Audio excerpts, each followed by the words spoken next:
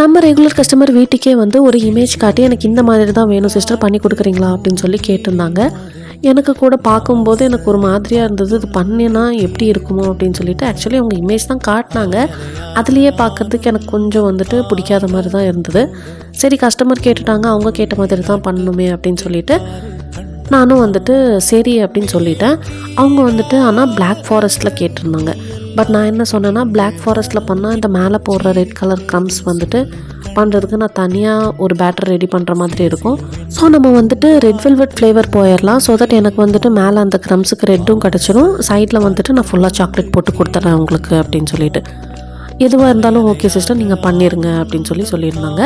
But கண்டிப்பாக cake மேலே டால் இருக்கணும், டாலோட ட்ரெஸ் கலர் வந்துட்டு Black அண்ட் ரெட்டாக தான் இருக்கணும் அப்படின்னு சொல்லியிருந்தாங்க. அதுவும் இல்லாமல் அவங்க காட்டின இமேஜில் பார்த்தீங்கன்னா வெறும் சாக்லேட் கார்னிஷிங் மட்டும்தான் இருந்தது. அந்த கார்னிஷிங்கும் வந்துட்டு இந்த டாலுக்கு பின்னாடி வேணும் அப்படின்னு சொல்லி கேட்டிருந்தாங்க. ஓவராலாக கேக் கம்ப்ளீட் பண்ணிவிட்டு பார்க்கும்போது எனக்கே வந்துட்டு நல்லா தான் இருந்துச்சு. உங்களுக்கு எப்படி இருக்குது அப்படிங்கிறத மறக்காமல் கமெண்ட்டில் சொல்லுங்கள். டாலுக்கு பின்னாடி இன்னும் கார்னிஷிங் வச்சா நல்லா இருக்காது, தெரியவும் செய்யாது அப்படின்னு சொல்லிட்டு இந்த இமேஜ் எடுத்து அவங்களுக்கு சென்ட் பண்ணேன். சரி அது வேண்டாம் இப்படியே கொடுத்துருங்க அப்படிங்கிற மாதிரி சொல்லிட்டாங்க.